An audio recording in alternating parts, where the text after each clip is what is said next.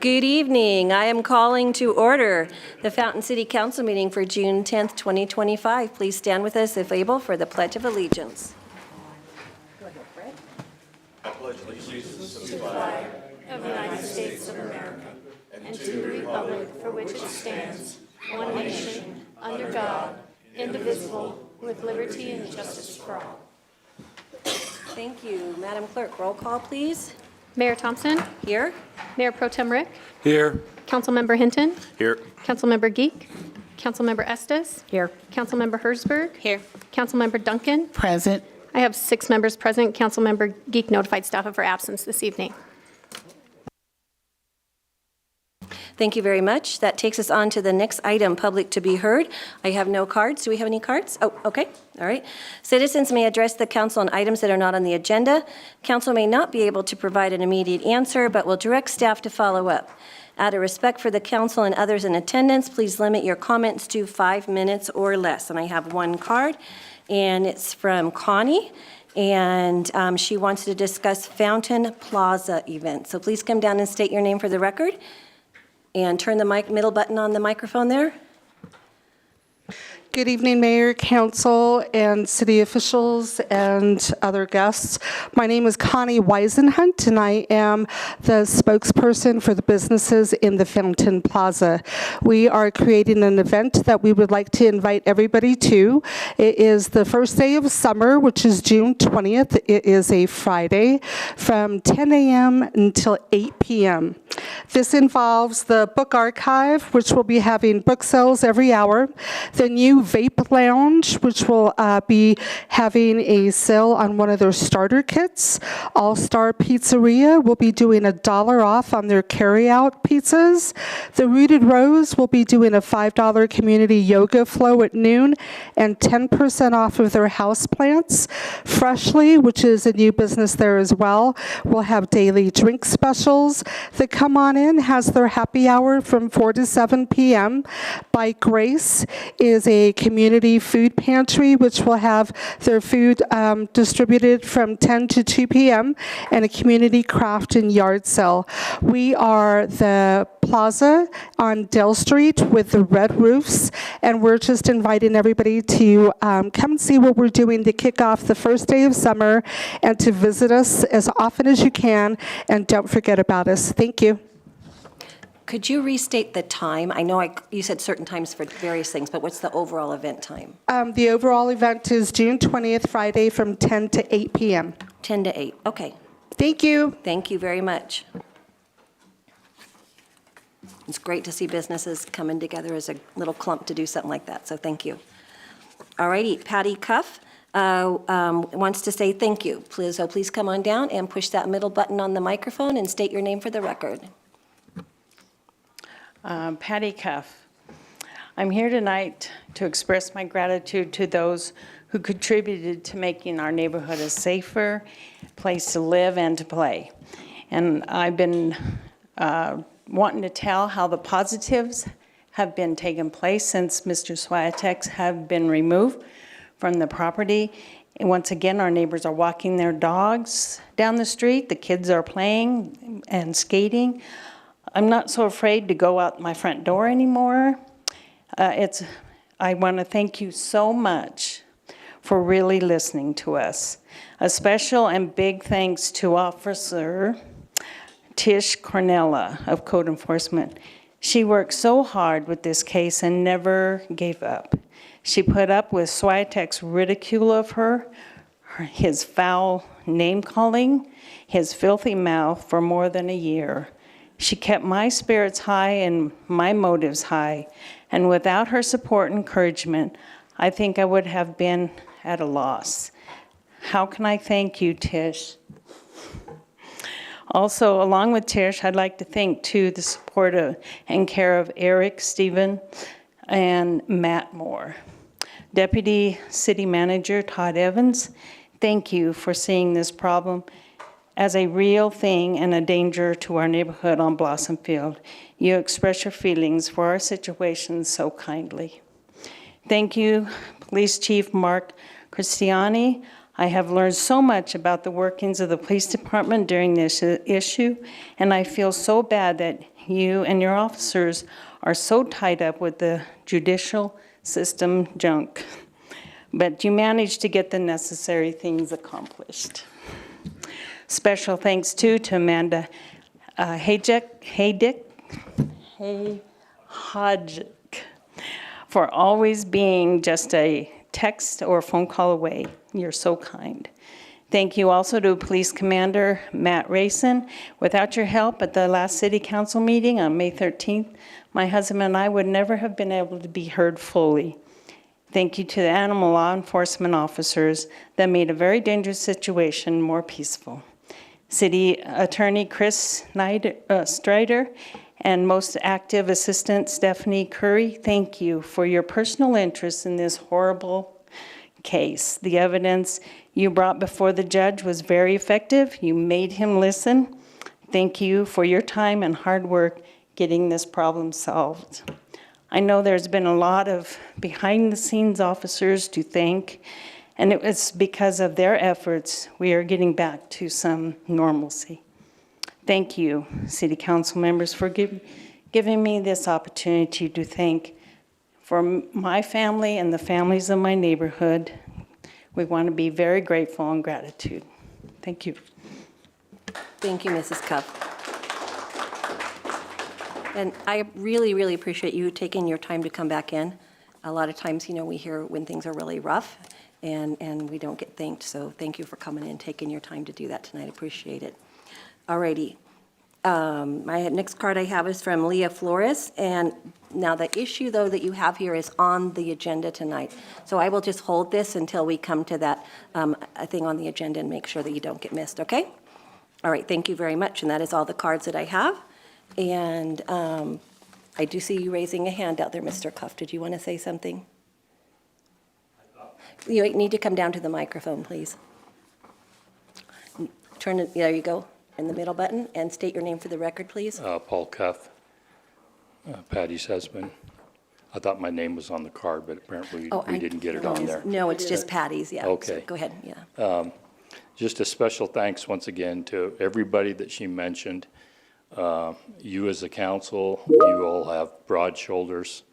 I appreciate what is said about you, and nonetheless, you're able to get on with business, no matter what kind of remarks are made. Special thanks to Councilman Hinton for having caring ears. Appreciate it. Thank you. Thank you very much. All righty.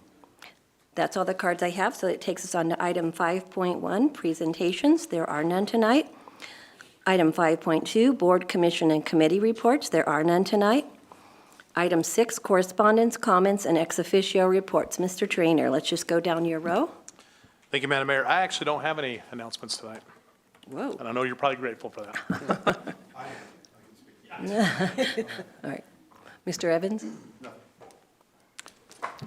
I just wanted to express appreciation for the public coming into the court last week on the issue that the Cuffs were dealing with in their neighborhood. And just a reminder that the courthouse on trial days, on any day that the court is functioning, is open to the public. That's a right that you all have to attend and see the workings of the court. It can be educational if you have the time and are really, really bored and want to come see how the sausage is made. You're always more than welcome. And we have a new judge who's going to be the permanent judge starting next Monday. So come on in and see how it's all done. But thank you. Thank you. I think I saw Mr. Trilch coming up there. Yeah, squeezing in here. I just actually had a resolution that I wanted to just quickly read, if I could. It was actually passed on June 14th, 1775.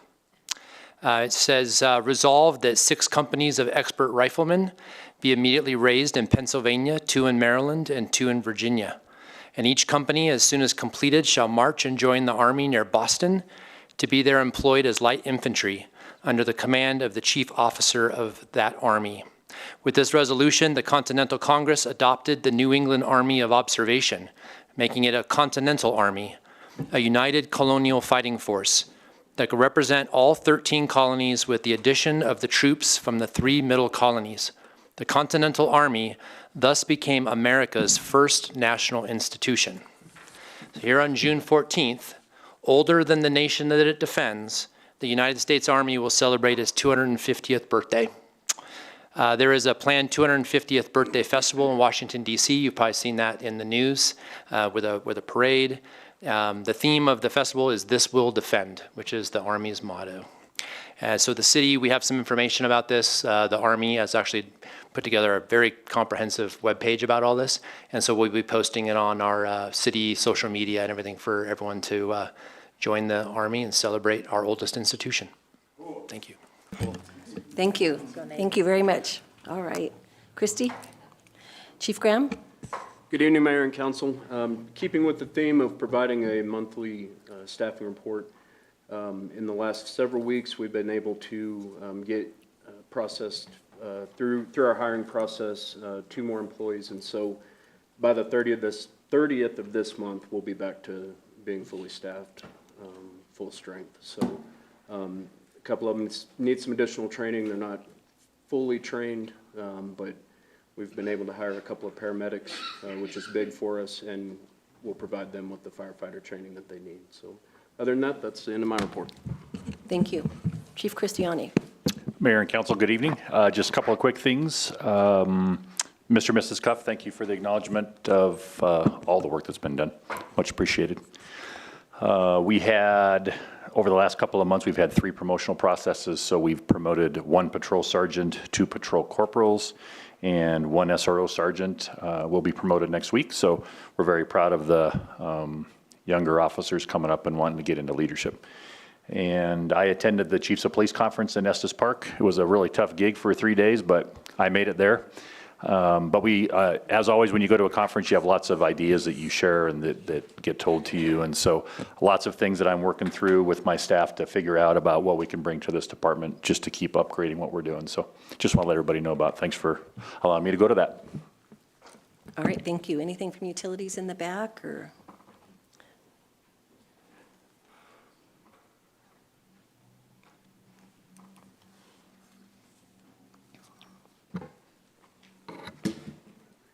Good evening, Madam Mayor, City Council, rest of the guests here. I'm here to propose the Could first, you state your name for the record, please? Brett Robinson, Customer Service Manager, City of Fountain Utilities. Thank you. Oh, Brett, we're not to that item yet. Oh, you're not? This is just the general, no, not, it's not the actual agenda. Oh, I'm item. sorry. No, that's okay. That's You're okay. up here to tell us how much you love working in utilities and, right. Brett's like, why are you guys talking before my agenda item? He just wanted to tell us how much he loves working in utilities and he has the best boss and all that kind of stuff. And, yeah. All right. Okay. All right, thank you. IT or city clerk? I have nothing, thank you. Okay, thank you. All righty, that takes us on to item 7, consent agenda. Council reports. Really? Okay, Mr. Rick. Just a reminder for everybody, our next council meeting will be next Tuesday, the 17th. We would normally meet on the 4th Tuesday of the month, the 24th, but we're going to be at some of us are going to be out of town at a Colorado Municipal League convention. So if you're planning on attending, it will be next Tuesday. That's all I have, Madam Mayor. Okay, Councilmember Estes. Thank you for the history lesson, John. I'm always interested in that. And the Fountain Historical Society is hosting their first of their summer talks this Saturday at 11 a.m. And it's a presentation on one of our old Fountain families on the Torbitts and the Toothman. Toothman was our first city marshal here. So its descendants from that family will be giving the talk, and it's kicking off our summer series on the families of Fountain. So that's this Saturday at 11 o'clock at the museum. Hope to see everyone there. All right, is that upstairs or downstairs? Downstairs. Downstairs, okay, thank you. Mr. Hinton. Yeah, I don't normally do this, but I'm gonna do it tonight. I appreciate the Cuff family and all those who come in and express their concerns about the city, because we want to hear it. Good, bad, indifferent, it doesn't matter to me. And I'll tell you personally, I'm not a politician. I live in this city. Your issues are my issues, right? If the roads suck, they suck. They suck for me. If public safety is not doing their job, let us know. That's the only way we can get things to help and be able to move forward. If you keep it with yourself, we have no idea, right? And so we'll learn about it later when it's already too bubbled up, right? So I appreciate that. Those that have any issues or concerns, it doesn't matter to me, and I'm sure it doesn't matter to my colleagues as well. Please come in and share that.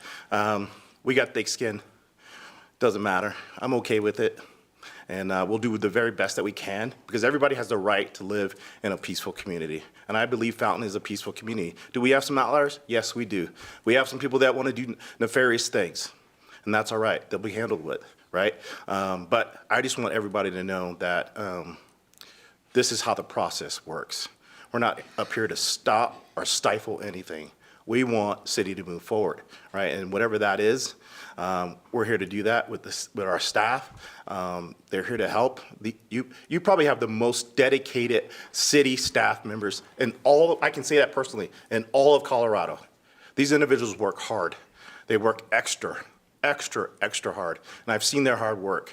And I appreciate all that they do, and I appreciate the citizens of Fountain. So I just want to get that out, because I know it can be very frustrating. When you're frustrated, I'm frustrated, right? And it bothers me. And these are the kind of things that keep me up at night, too, as well. So I want you to know that I hear you, and I care about you. Thank you. Councilmember Hertzberg. Councilmember Duncan. I agree with Councilmember Hinton. Anything that's going on in your lives affects us also. And so I appreciate anyone coming to us and saying what's going on, the calls, the emails. I'd rather hear from you than see it on social media or hear it from someone else, or to be caught off guard from something that we don't know anything about. So I really appreciate it. I always put on my social media. We're having council. We want to hear from you. We want to see your faces in the place. So please come out to our council meetings. Again, take note that we're meeting on the 17th. I went to the 4th Infantry Division Substantive Brigade Change of Command ceremony, and that was on June the 5th. And that was really, it was raining, and they had other stuff going on outside, but I'm scared of lightning, so I left after this. So, and if you have other issues with other elected officials that you want to, not the official, but other bills that were passed, this is the good time to get in touch with the representatives that represent us here in Fountain. They're out of session, and it's a good time to call them and to have those one-on-one conversations. And I don't know if we could put it on our website, you know, who is your representative for just this area, where you can, you know, click on that link and go straight to their email or have their phone number on there. But I'd like to see that so people don't have to look for that information. Another thing that's going on Fort Carson is called the Source of Strength Club. You know, school is just let out, but they are already collecting backpacks for the upcoming 25-26 school year. And they want new backpacks for our Fountain community celebration that will take place in July. And if you have access to the bake, it's at the Counseling Center, and that's the drop-off location. And these backpacks will directly support the children in our Fountain community, and they will be collecting them through the end of the year. And that is the Source of Strength Club. And that's all I have. All right, thank you. Well, I spent the last 2 weeks pretty much putting off everything, because I don't know what somebody gave me last meeting, but pretty much flattened me for almost 2 weeks, and just trying to lay home and breathe was about all I could do. So I pretty much put off everything, and so I got a lot of meetings stacked up to get done that I've had to put off. All righty. Am I done now, Tamara? Yep. Okay. All righty. Okay. Oh, I forgot to say to all the fathers, Happy Father's Day. We seem to forget about our wonderful fathers, so happy Father's Day. Everybody's got one somewhere. All right.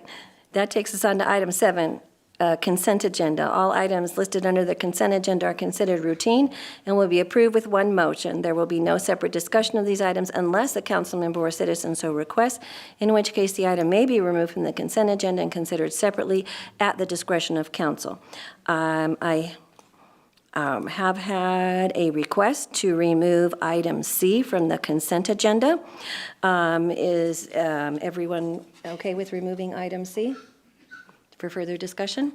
Okay, so whoever makes the motion, please make the motion that is for the consent agenda, items A and B only, and we will take item C down to new business. So Councilmember Duncan. So do you want us to do the motion to remove item C, or? No, we don't have to do that. We don't have We to can do just that. approve the consent agenda, items A and B only. Okay. So I'd like to propose a motion that we accept the consent agenda with items A and B only. Okay, we have a motion. Councilman Estes? Second. We have a motion and a second. Any deliberation? Seeing none, please vote.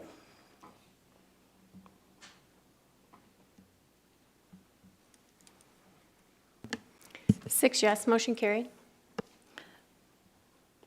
Okay, thank you. That takes us on to item 8, old business. There is none. Item 9, new business. Item A, consideration of items removed from the consent agenda. And that takes us to item C that was removed, Resolution 25-017, a resolution increasing the City of Fountain Public Safety Impact Fee. Chief Graham, are you going to stay there or come up? It's up to you. Whatever you want to do. Good We just evening need to again, know Mayor where, and we just Council. need to know where to look. Okay, right here. What we're asking for approval tonight is a resolution to increase the city's impact fee for the public safety impact fee. This is based on the Colorado Construction Cost Index, and the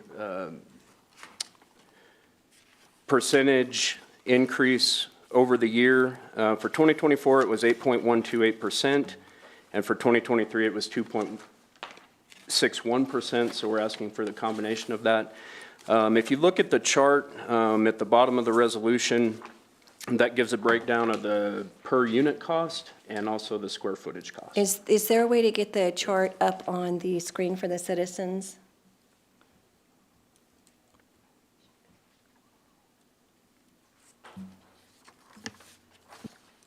Was that what you were going to say? Fred, is that what you were going to say? Okay, all right. And for clarification, I've been asked a question already this evening. This is only on new construction, and it's paid prior to the certificate of occupancy being issued. Okay, we're still waiting on the chart. I think he's finding it, so give us just a second. There's a couple different charts, so. While they're finding that, did the council members that wanted it pulled off, did you want to go ahead with your question while they're trying to find the chart?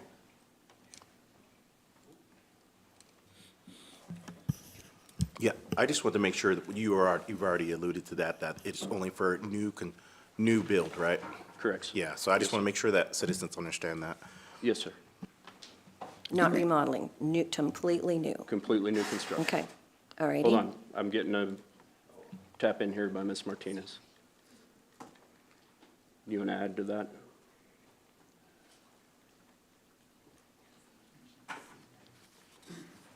And thank you to Christy for helping us put this chart together and do some of the legwork on this.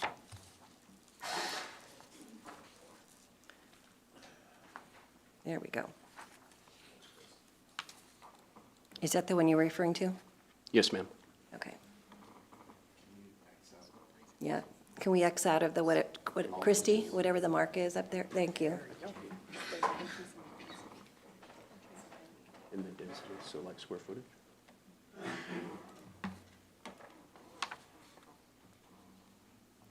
I know one of the questions I had for Chief Graham when I talked to him earlier in the week was, it seemed like such a huge jump in the construction costs in 2023. It really jumped out at me. And you said that's when we had that unbelievable year that the cost of construction just went off Yes, ma'am. off the chart, so.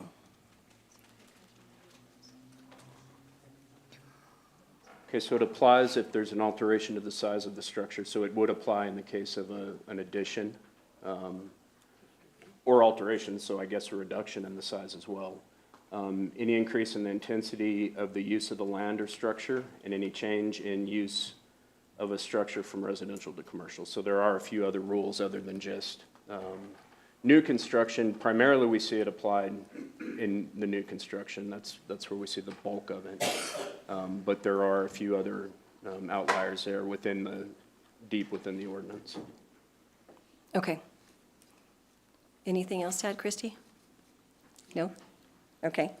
All right, from the other council members, Councilmember I Duncan. just would like for him to repeat, because you were going a little Sure. faster than my brain, so.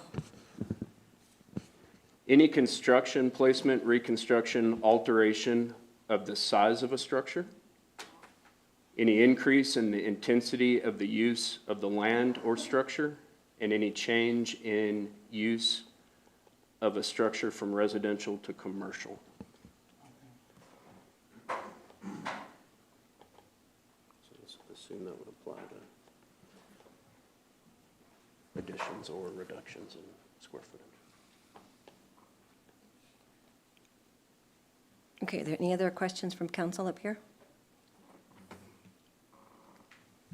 No? Okay, are there any questions from anyone in the audience? Please come down and state your name for the record. Good evening, Connie Weisenhunt. I have two questions. Can you tell me why the fire department is involved with this? And then who picks up the cost for this? The buyer when they're buying the initial home and it's in the cost of the home? So we're involved as it is a public safety impact fee. So the fees that are generated by this are put into a fund earmarked specifically for public safety and for the purchase of any capital equipment, fire engines, fire stations, plans, architecture fees, any of those capital costs. And so that's why the fire department is involved in this. It kind of lives in the fire marshal's office under his purview.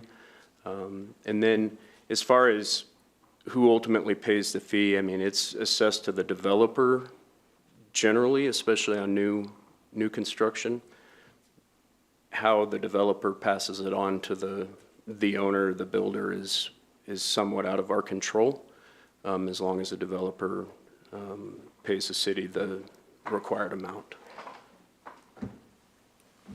So just like if it's a new home, they go to regional building, and they're assessed the fees on the permit that they pull, right? Would it be paid at that time, or is it paid to the city directly, or does it flow through regional? The fee is paid directly to the city at time of issuance of building permit when they pay other applicable city fees such as use tax or their water tap or any other impact fees associated with the development. Okay, thank you. All right, any other questions from anyone? And please come down and state your name for the record.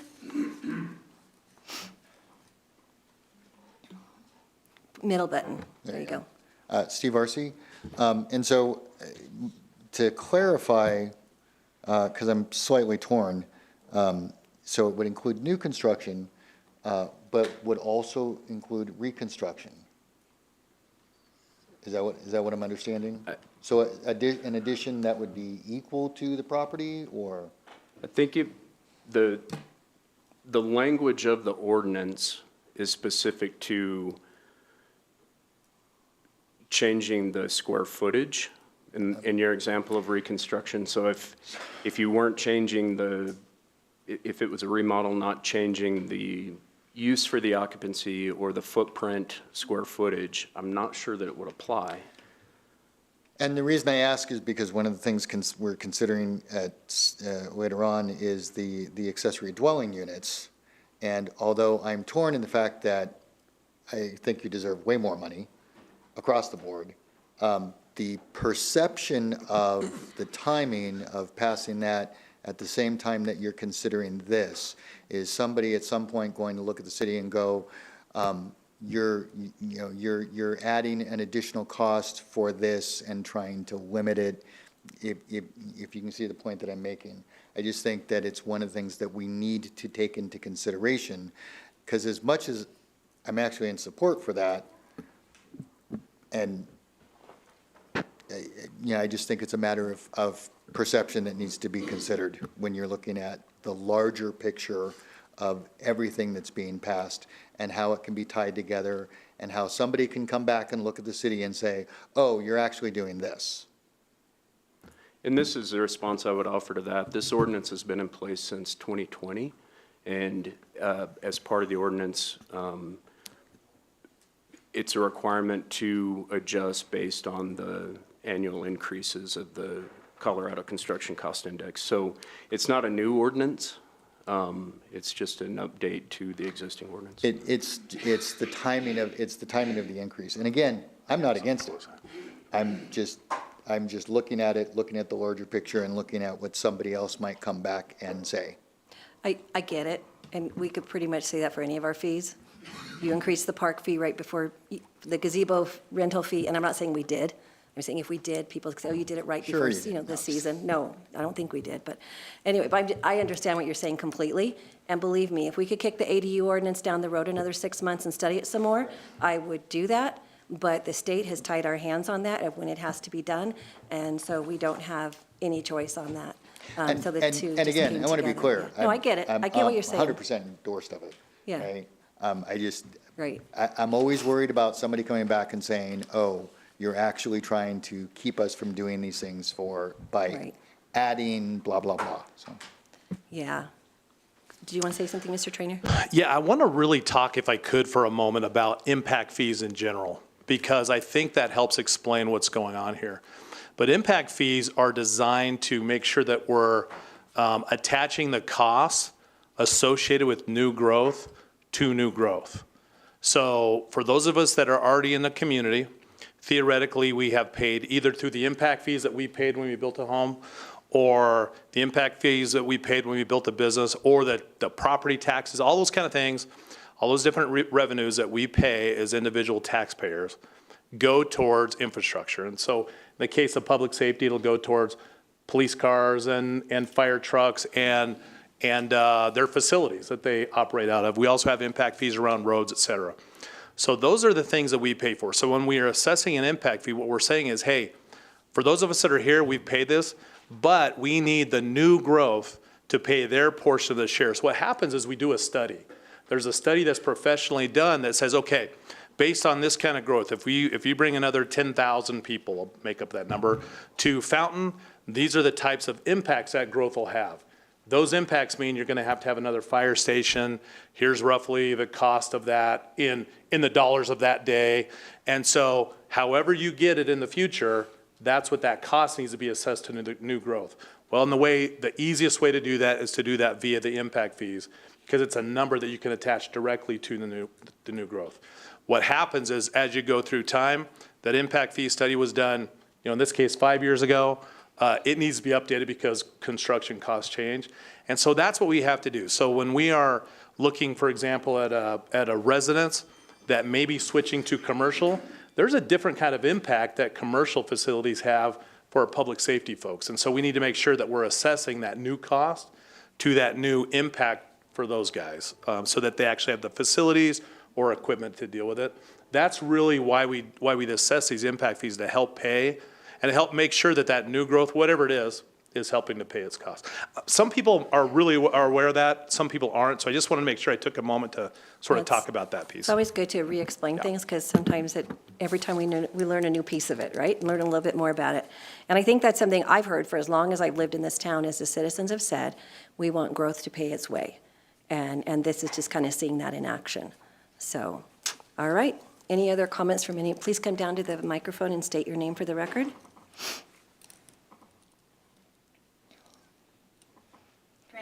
Please push the middle button there.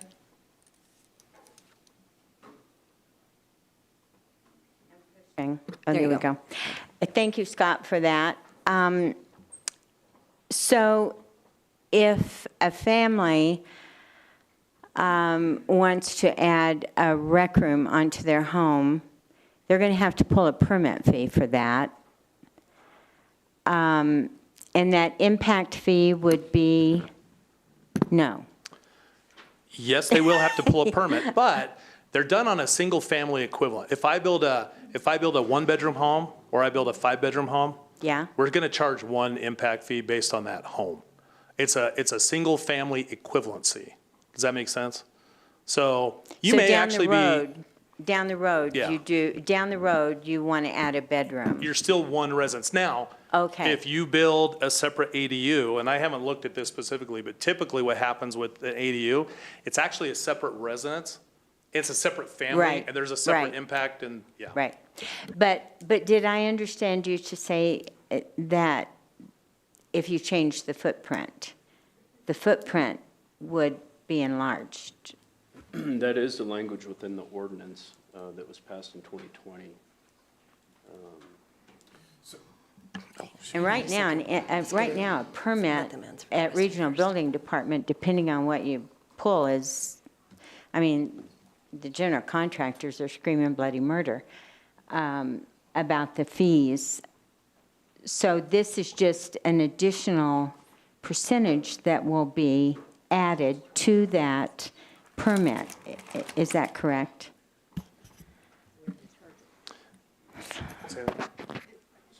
For residential, it's on a per unit. And so if you build a home, whether it's 1,000 square feet or 10,000 square feet, it's the same fee. If you're commercial, it's based on the square footage. So yeah, you double the size. Theoretically, you're doubling. I got, Is that a question? Okay. I understand that, but it's, Fran, But can it's can the you give me a chance? remodel. Let me try to, what she's asking is, you have a 1,400 square foot house, and you decide to add a 400 square foot rec room on it. The way it was stated is that additional 400 square feet you add onto that home would have an additional public safety fee added onto it. Is that correct? yes, and Okay. who gets that money, and who, if I understood Christie correctly, City of Fountain gets that money. Am I understanding that correctly? That's correct. So as the fee is set up, there's 3 tiers. There's one for single family, one for multifamily, and then a square footage for commercial. So if you're adding a rec room, you're only paying it on a single family equivalent, as Scott had explained, that it's based upon an impact, whether it's 1-bedroom home or a 5-bedroom home. It's one fee. So the addition of a rec room isn't going to apply in that situation because it's based on a single family equivalent. Okay, The so only there time it would is apply not is an if you add an accessory dwelling unit or a secondary. No impact fee. No. Not for a rec room. Got it, okay, thank you Okay. very much. That's a good clarification, because I was kind of sitting up here thinking the same thing too, and kind of going, okay, so, all right. So add your rec room, Fran, and you won't have to at least pay the public safety fee, right? Oh, sewing room, okay, there you go. Quilt room, for her quilt rack or something, huh? All right.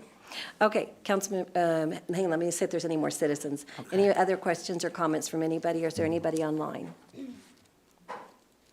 No. Okay, I'm going to bring it back up here to the dais. Councilwoman Duncan? So just for clarification, you said changing the square footage? Commercial. Commercial, okay. And I assume industrial. It actually, industrial as well. They say commercial, it's commercial/industrial. Okay. I just want to make sure, so when I go back and read my notes, I'm not confused. Is that it? Okay. All righty, so I'm going to bring it back up here, and unless there's any further questions or comments from council, what would you like to do with this? Can we have the screen back, please? Councilmember Duncan?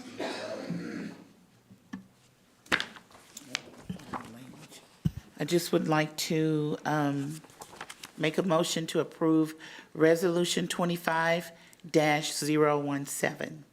Okay, Councilmember Rick? Second the motion. Okay, Councilmember Hinton, did you have a? Okay, all righty. We have a motion and a second. Is there any further deliberation? Seeing none, please vote.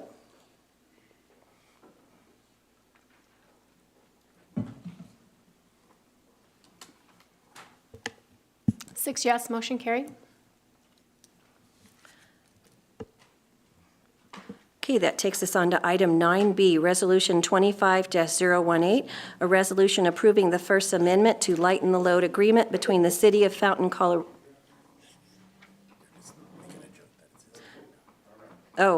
Fountain, Colorado, through, I was going to be my joke. Okay, through its electric, water, and wastewater utility enterprise and the Salvation Army, and certifying this agreement as the City of Fountain's Alternative Energy Assistance Program under the Low Income Energy Assistance Act. Mr. Robinson, go for it. Hello, City right. Council. I'll try this again. So in the theme of showing a vested interest in the community, we're proposing to adjust our Lighten the Load Fund, which is a financial assistance fund that is exclusively funded from our late fees, also from your neighbors. Neighbor to neighbors are donating into this fund. Now, we have Energy Outreach Colorado, which is also a assistance fund used for energy and water, typically energy, and that is dispersed on a quarterly basis. So when it's dispersed, it's used up and exhausted in within the first month. That leaves 2 additional months where there's without funding. So in 2005, we created this fund to fill in the gap. And it's so that if you still need assistance after Energy Outreach Colorado has been exhausted, you can now rely on Lighten the Load. And it's our own fund. Again, it's exclusively funded from our late fees and from your neighbors, from donations through your neighbors. What we're seeing is that we have did a study for the last 3 years, and there's some folks that may need a little more help. Right now, the current cap limit for monetary assistance is about $500, and you're eligible for 1 pledge per year. So what we're proposing is to increase the pledge to 2 instances per year, as well as increase the monetary cap to $750. So the first cap, you can apply for up to $500, and you're still eligible for a second crack, a bite at the apple. And you can essentially still be offered around $250. It's here as an emergency situation to cover those that are going through a financial hardship. And it doesn't require any qualifiers for, it's not dependent on your income. It's situational based. So this will be, we have an agreement with Salvation Army. We had 2 agreements with another agency. You may recall REACH, Pikes Peak REACH. They shuttered their doors in 2020. So Salvation Army is the sole administrator of this Lighten the Load Fund. And we're proposing to change this agreement and create this amendment just to increase the monetary value that is offered, the assistance number, as well as the number of pledges that are allowed. So you can get two instances of it, up to $750 for both those instances. And so there are 3 areas with the agreement from Salvation Army that we'd like to change.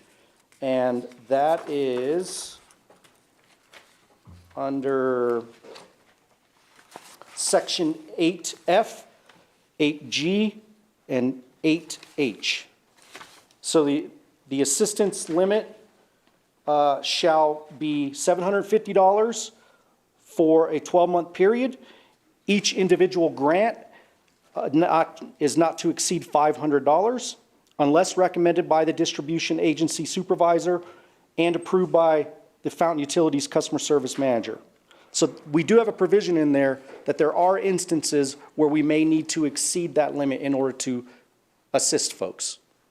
So this is what we're asking, is for a vote to make this first amendment to our agreement between the city and Salvation Army. You mentioned F, G, and H. Can we go ahead and read them all into the record, Yes. please? Yes.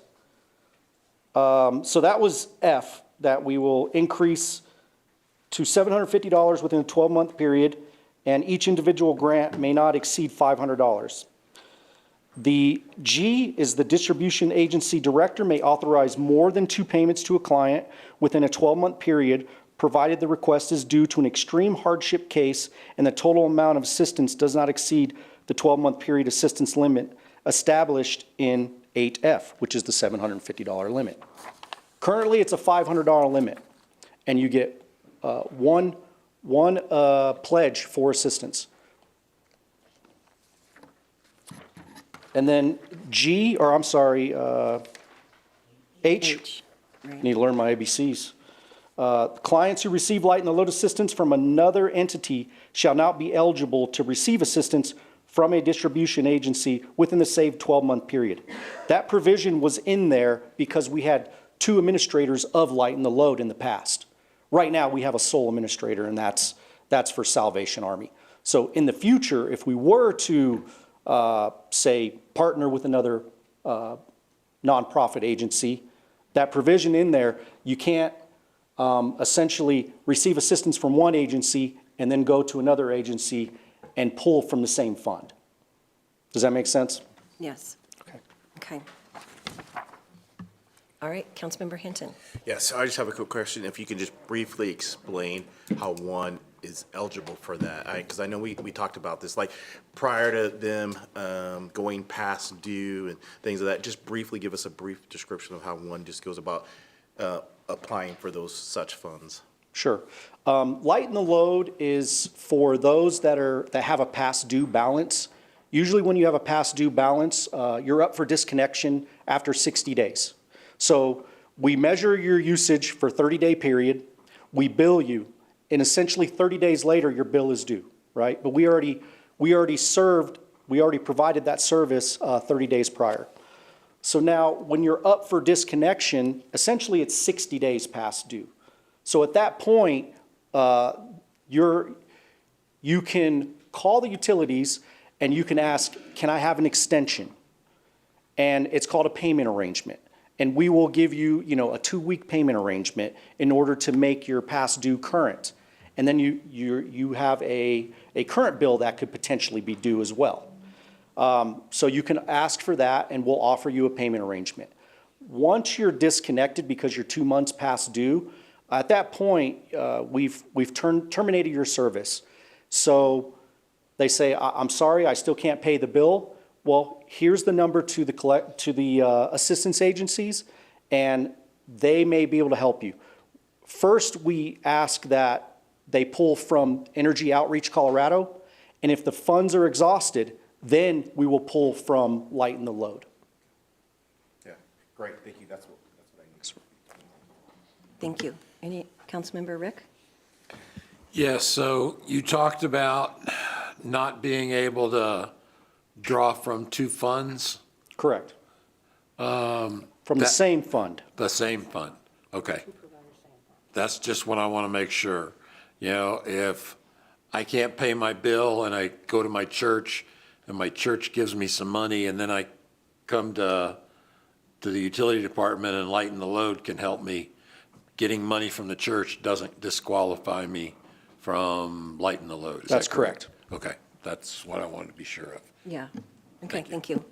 Yeah, that provision is in there in the event that we were to partner with another agency and they both were administering the same fund. So right now, Salvation Army, they administer Energy Outreach Colorado Fund and Light and the Load Fund. So you could potentially be eligible for both of those funds.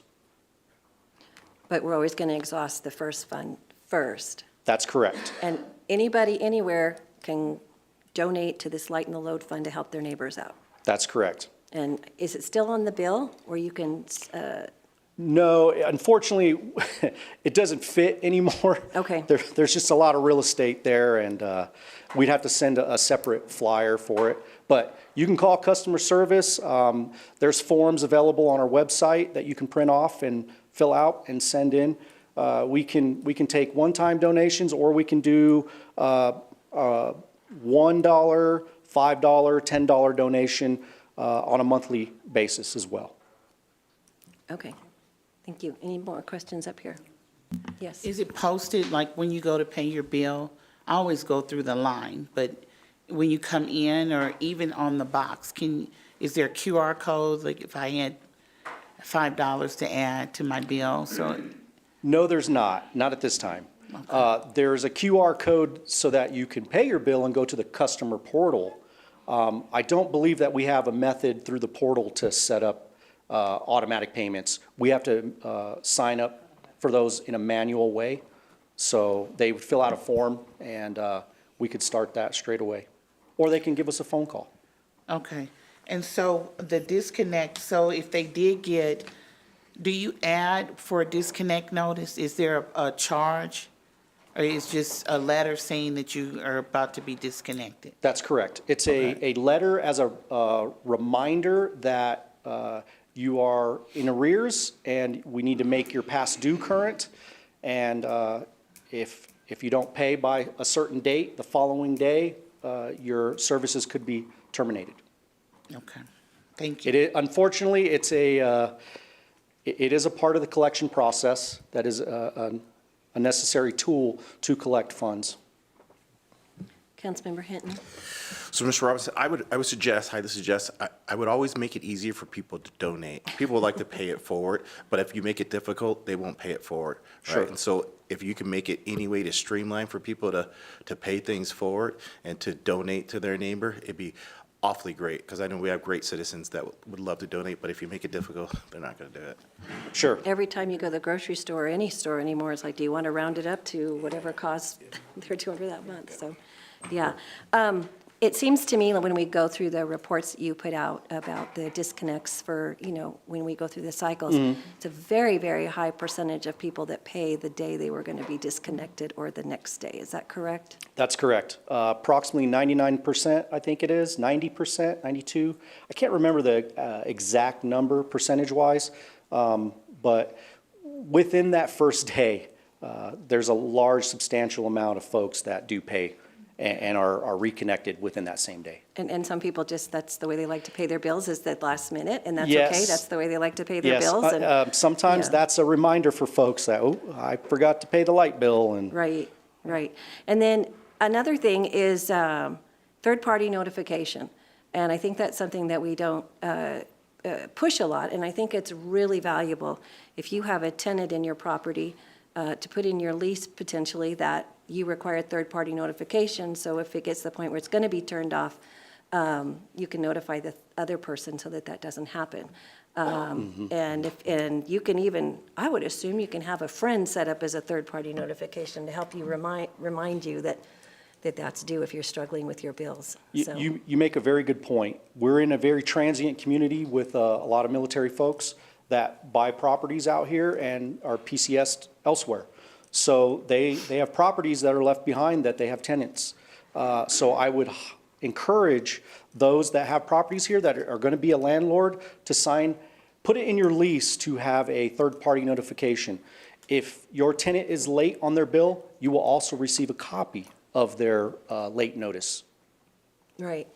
And that's really important because we had a tenant move out of a property and we just completely forgot that the utilities was in their name and we got that third-party notification for us to remember to put it back in our name and take care of that bill. So I think I was really happy we had that. So, and the power never got turned off because we had that system, so it does work.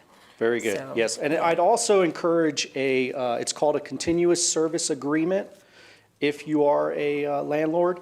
What that will do is if your tenant were to move out, the services will not be disrupted. Essentially, they will auto-revert back into your name, and we don't have to go out there and stop and start the services. That is a great idea because if somebody moves out in the middle of the night and they have the power turned off and the landlord doesn't know it, you could have a lot of damage to that home in the winter or before you find out about that. So thank you very much. Sure. Okay.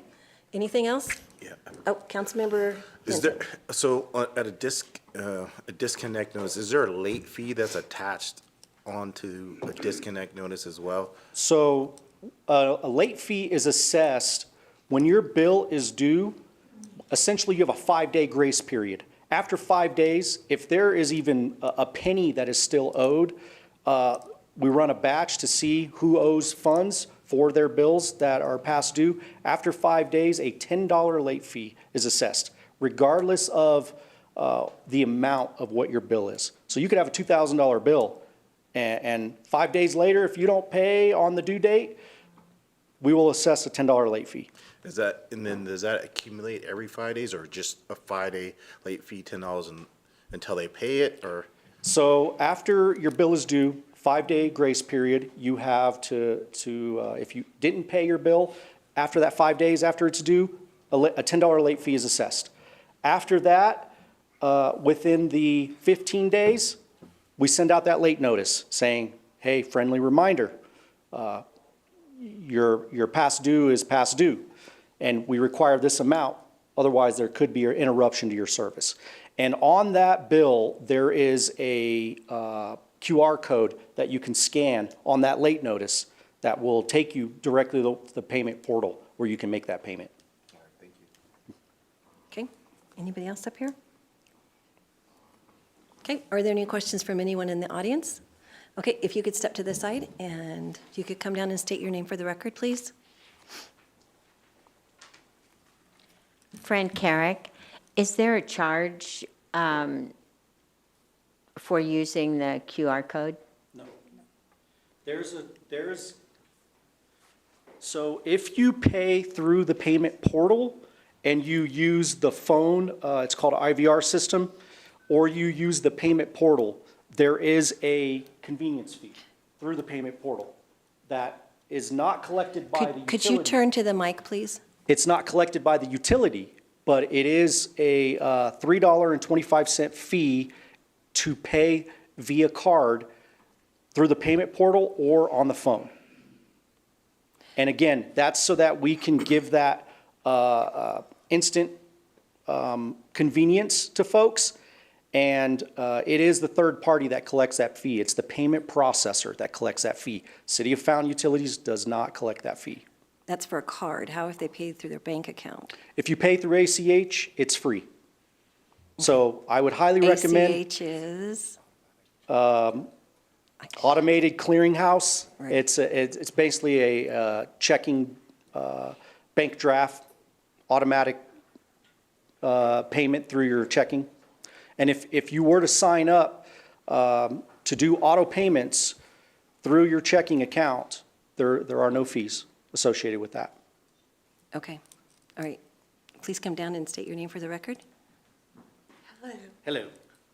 Connie Weisenhunt.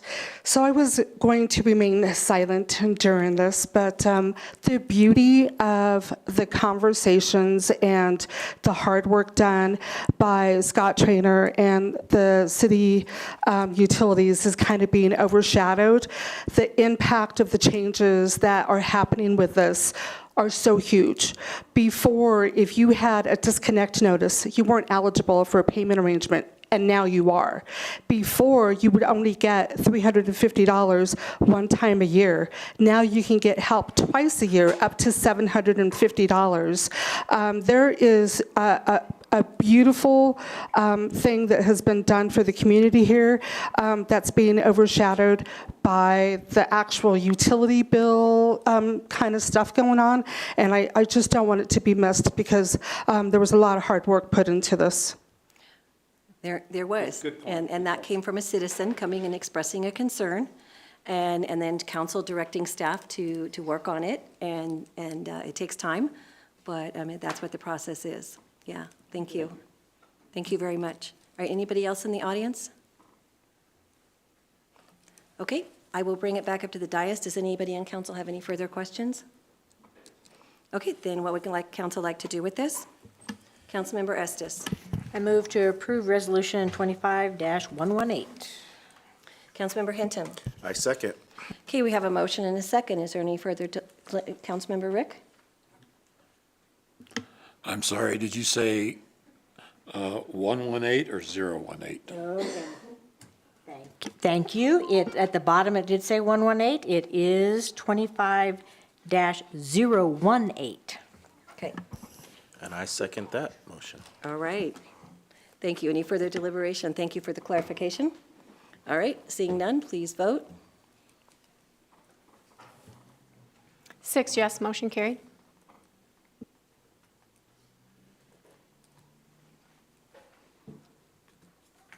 Well, thank you very much. Thank you, and thank you, everybody, for your hard work on that. it's how the process works, and it should work. If we have a question and something needs to be reviewed and changed, then that's what you do, right? Sometimes you don't change it, but at least you can review it and look through it. Thank you. All righty, that takes us on to item 9C, Resolution 25-019, a resolution establishing local historic site designation criteria for the city of Fountain, Colorado. Councilmember Estes. Okay. This resolution brings the ability for the city to recognize local historic sites with the designation of a local historic site. Currently, many people here have heard of your house, your building is on the National Register of Historic Places. And there's also a state level recognition of that. There's 3 levels to it. It's local, state, and national. So this is proposing to establish the criteria to become a local historic site within the city of Fountain.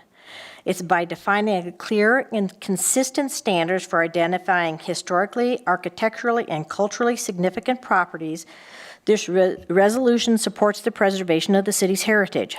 Establishing the framework will help protect local landmarks, enhance community identity, promote civic pride, and encourage reinvestment and tourism. It represents an important step in ensuring that character and history of Fountain are preserved for future generations.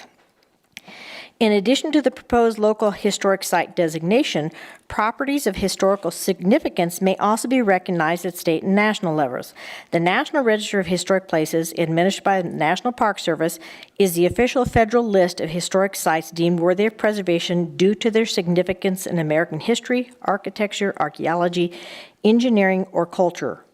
Similarly, the Colorado State Registry of Historic Properties, managed by History Colorado, recognizes sites of statewide importance. Both designations offer honorific status and potential access to grants or tax incentives. A local historic designation, such as the one proposed by this resolution, provides a greater degree of local control, allowing the city to review proposed changes to a designated site and its historical integrity is maintained. It also allows our local homeowners, building owners, to apply for grants from History Colorado. And Colorado has one of the most robust historic preservation funds in the nation, and that's funded through Cripple Creek and Black Hawk. And so this gives us the ability to recognize those historic sites here in Fountain to help our residents apply for those tax credits. It also preserves the history of Fountain. Like I always like to tell everybody Fountain is older than Colorado Springs. And we need to recognize that. So this resolution defines what the criteria is. It's more loose than what's required at state and national levels, because the whole idea is to promote the history of Fountain and to preserve these buildings and to help everybody out. Historic preservation helps with tourism. It helps with our tax dollars. It helps bring people to honors our history. So this resolution, in a lot of places, they have what's called a certified local government, but then you have to have a historic preservation board. We just don't have the expertise to put all that board together. We're getting there slowly, but this is the first step of getting us there. But it helps us with buildings like the Woodman Hall. It will help us, the livery stable happens to be on the National Register, but it'll help us with other sites throughout the community.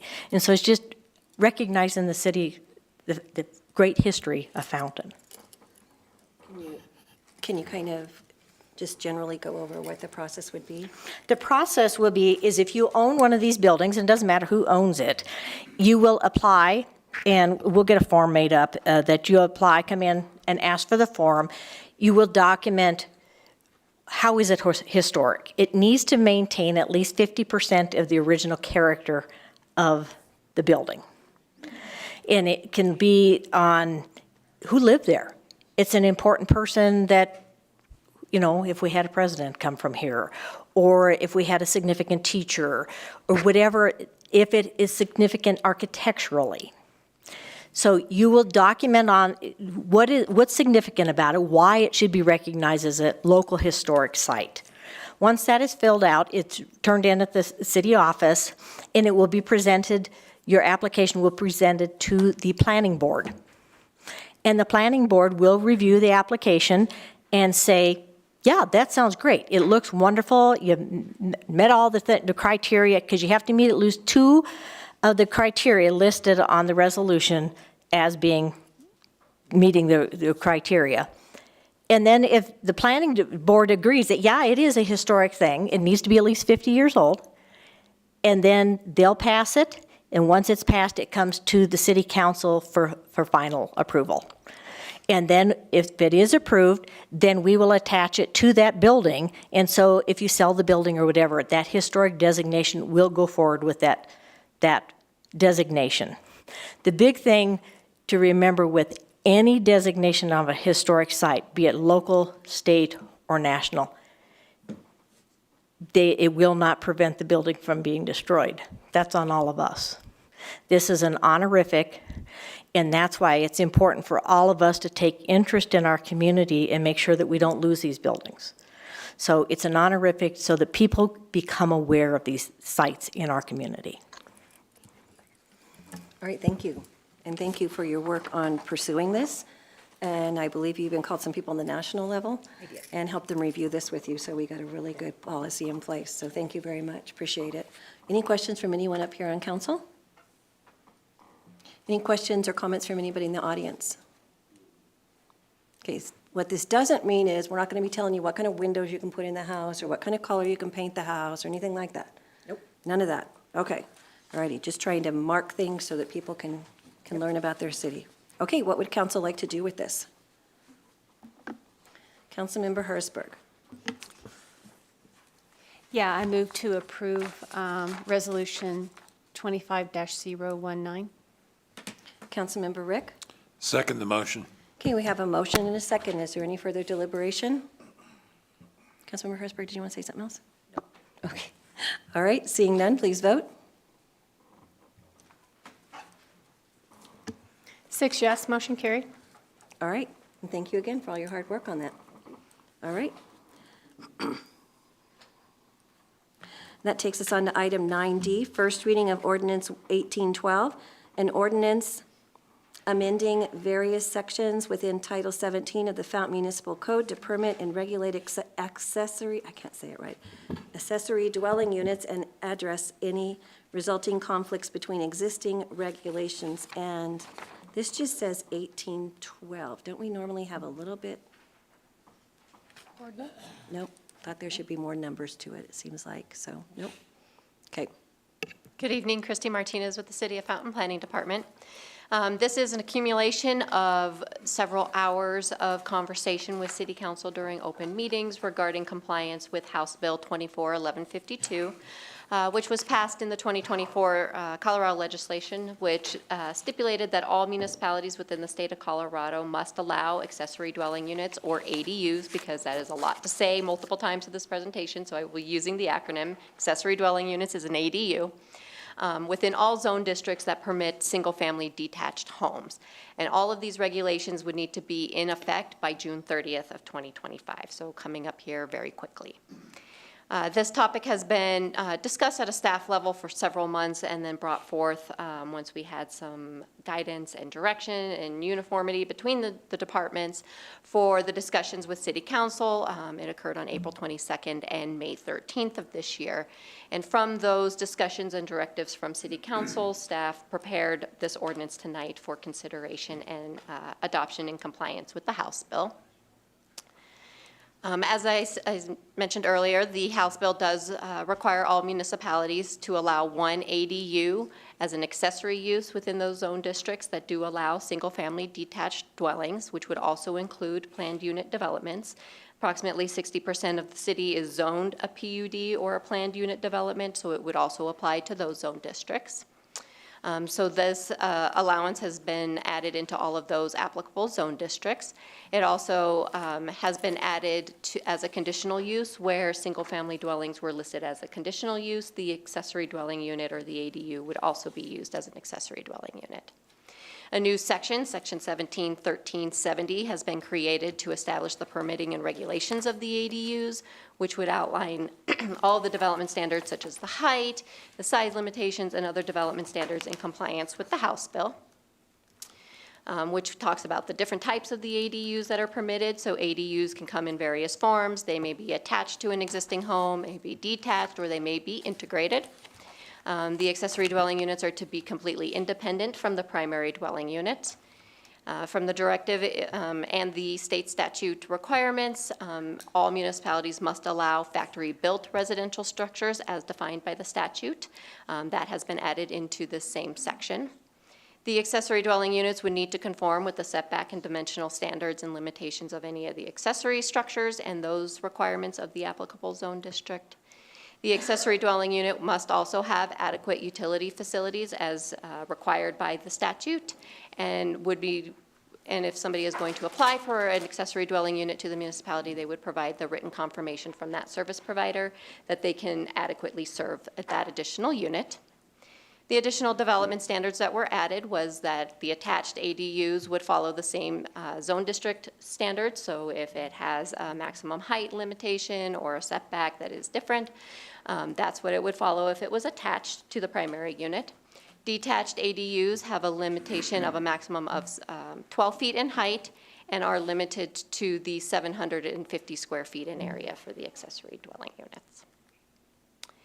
We've repealed Chapter 1715 on tiny homes, as it had several direct conflicts with the statute in terms of architectural design, size limitations, and things like that. So that was completely repealed from our current regulation, as accessory dwelling units are now allowed in all zone districts that allow single family.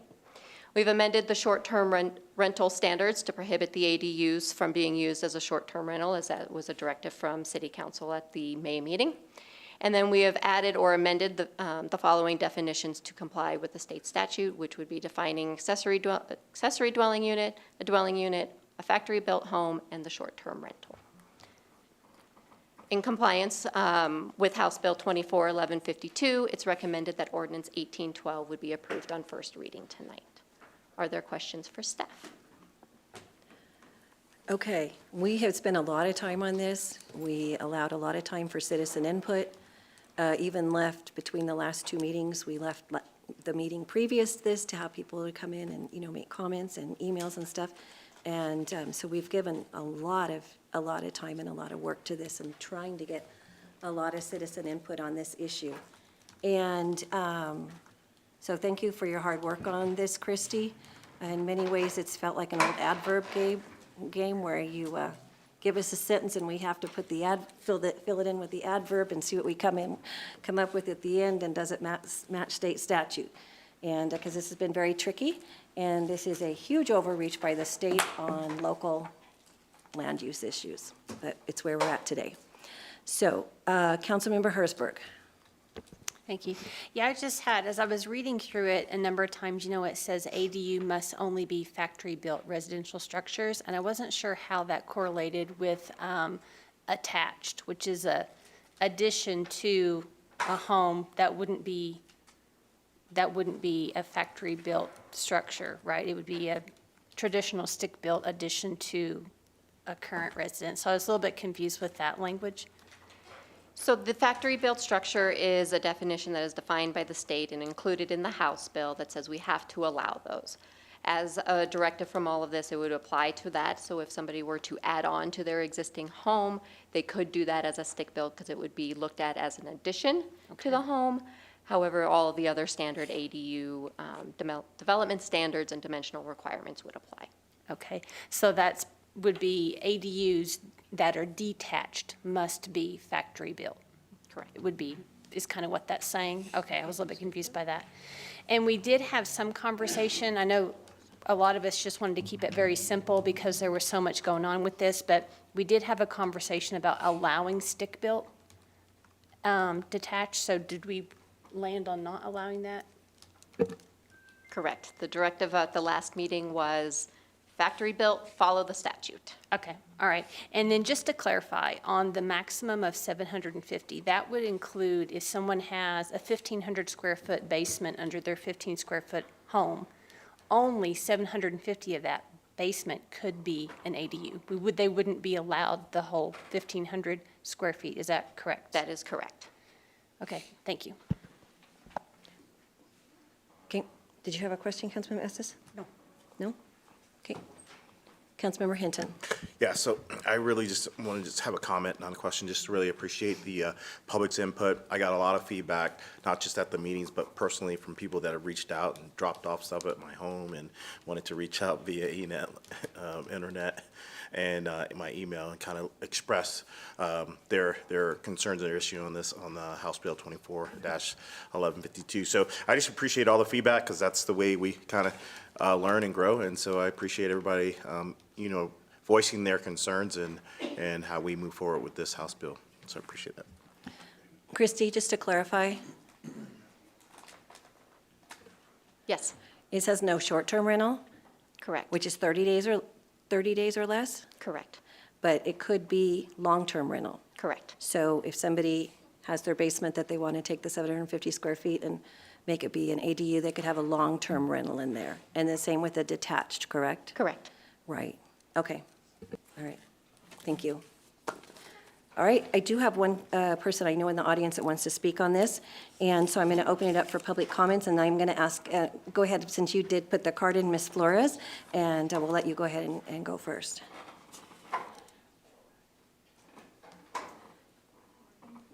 Middle button, there you There we go. Hello, City Council. First and foremost, I just want to appreciate. Just state your name for the record. Sorry, it's Leah Flores. Appreciate Hinton here, Councilmember Hinton, and also Duncan for the statement that you guys made earlier, because I have not been involved in these type of meetings at all. And so to know that we have a little bit of that support really means a lot, especially for people that are new to this and are learning about these type of procedures. So I'm a small business owner here that resides in Fountain, Colorado. I own 2 properties here. I'm also a STR holder. This is one of my first times attending, again, the city council meeting. Quite frankly, it has been my experience and the feel of many people that Fountain doesn't care about their small businesses. And many times are met with people dictating to them instead of building bridges with them. It also seems that the city or its officials don't want to recognize that many times. So I was a little apprehensive, to be honest, to come here and even speak because I didn't know if it would even make a difference. I do business with many owners down here in the city of Fountain, and the resounding message I hear is many feel that, what's the point when there's really no one listening? Or when people have tried, they felt like they've been met with heavy repercussions or retaliation. Some business has shut down or they've left. And I'm going to just say that I admit that I don't know many of you guys sitting here on the council. And I probably most likely blindly voted for some of you guys, not knowing exactly what you stood for. I know that my frustrations, I actually wonder if, for the very reasons like Councilor Hinton said, some of these problems, some of these issues that arose, is this what made you get up and, decide to run for council? I know that my frustrations have certainly made me think at one time or another that it's time to step up and really get involved and really start to learn about these processes. I'll first say that my business license had lapsed, and that's just me being completely transparent. The last 2 years have been very heavy with hardships in my personal life. I also never received any correspondence or a reminder that, hey, your licenses are expired, or it's time to, it's upcoming time to renew. And ultimately, I know that that is our responsibility as business owners. I take that, but it would be nice for sure, as we can all see things that fall through the cracks sometimes when life happens. So I appreciate the grace and understanding in that as well. When I went to reapply for my STR and my business license, which I held both of those under prior, I was I was flagged. After listening and getting a phone call from Todd and listening to his message, chatting with him personally, and catching myself up to the last few city council meetings, I learned that STRs could be going away permanently, and also learned about the new ADUs that were being put in place. I was first very actually excited about this new bill, and then heard your guys' frustrations about it and what you had to deal with, but then it sounded almost immediately like roadblocks were being put up. to make this harder, and not harder for the state, but harder for the community, the people that live here that either have existing ADUs or would like to build ADUs. I wondered why what was being talked about instead didn't come with the tone of how can we make this work for all of us? How can this impact our community for the good as well? How can we advocate for people here and build bridges of opportunities? When will Fountain ever be excited for inspired action and progression with small businesses within our growing community is what I wonder. When will Fountain develop a group other than the chamber, because I've been involved and it's not very helpful, for small businesses? Is Fountain ready to receive any guidance from its people at all? And again, I came a little late to the game. That's just being completely honest. I didn't know about all of this. I thank you, Todd, for even calling and kind of bringing it up to my attention. Or I wonder, is this a group of people ready to slam down ideas and make things very difficult? Where are the open forums for the city to hear its people instead of 5 minutes given at a city council meeting? Is anyone on the council interested in talking to businesses down here one-on-one and open to hearing them out, their frustrations, their concerns, and maybe some of the problems that they've experienced in the past? Or does everyone just pretending that this just doesn't exist? If any of you guys have done this, I applaud you. I apologize that, again, I may be naive to what you have done in our community. That's transparency as well. I don't know what you guys have done. And I do applaud you if you've done this, but how many times are we getting out there and talking to these businesses on a regular? Are we going door to door? Are we going business to business? Are we talking to them directly? Because I talk to many of them. I've lived in this city of Fountain since I was 1 year old. So this is my heart, this is my home. I also wondered why some of the people maybe weren't showing up because of possible afraid of retaliation or their frustrations, or because of lack of correspondence that goes out about some of these meetings. Why isn't Fountain using some of the new techniques, tools that we have to reach people besides just having a website saying, hey, we're holding a council meeting? Like, where are these things going up that, again, I may be naive to, that are stating here, there's some things that are coming down that could really have a potential impact on some of these businesses here and families here. Ms. Flores, if I could get you to wrap it up, and do you have anything directly about the issue that we're talking about today with the ADUs? Well, yes, partly is because some of what I've been learning is that I have an existing ADU that I'm being told that I have an ADU inside of my home. That was never applied for, that was never permitted by PPRD. That is where I hold my business, and that's also where I hold my short-term rental. To be told that that income is potentially going to be taken away from me completely, which also helps me take care of my 79-year-old mother, is very disheartening. To hear that it was just turned down with, you guys say that there was a lot of people, or, you know, Council Hinton, that you received phone calls or things. I wish I would have known how to get a hold of you guys. And again, that may be my own, what I don't know about the city council. I am learning that you guys have a deadline to meet with this bill, and you guys have things that you have to come up with to make some decisions and stipulations on how you're having to use it. It sounds like that's already been done. I'm also just wondering, where in this do we have some openness for further communication of conditional uses or possibilities of not every property is created equally out here. There are properties like mine that are on 5 acres. Where is this being taken in consideration for additional conditional uses?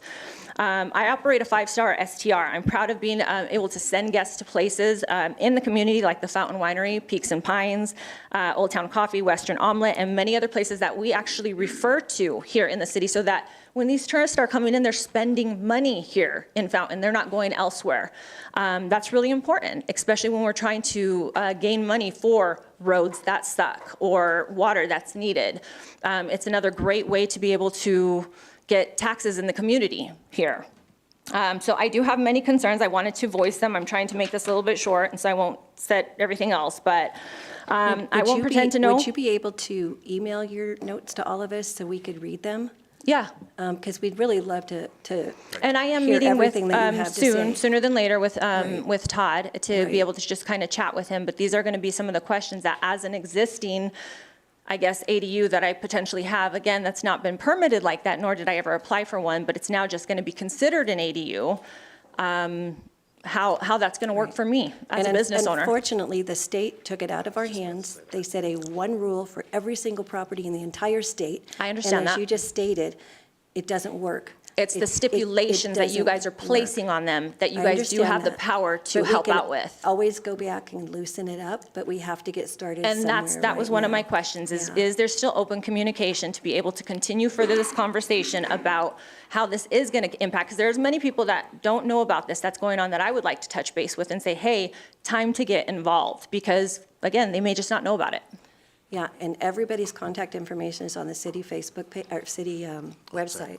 And so the information is out there for, and It's phone on the numbers and website, I emails understand that, but why aren't from we all like of us. promoting this like we do on the fire department when we see all these things for the events going on, or saying, hey, there's some big things coming down that's really going to have an impact on families here in the city of Fountain? Yeah, and I'm sorry if you miss those conversations, but we've been talking about them for months, not just a few meetings, but we've been talking about them for months and kicking it around, and we've been actually complaining the entire legislative session and talking about it, so, you know, and it is, and I'm sorry you missed a lot of that, but ultimately it is all of our own responsibility. to Correct, and I be agree with you, involved, and but I hear you also- saying that, and I'm kind of saying that for the bigger crowd. And I get it, so but I'm I not also just taking feel it, like there's a lot of tools and marketing tools that are out there now in today's day and age that Fountain needs to be privy to be able to get more messages out in a more communicative way. Yeah. Yeah, So- I agree. And we do a good job of working with our businesses, I think. Nobody's perfect. You can always be better. You can always increase, you know,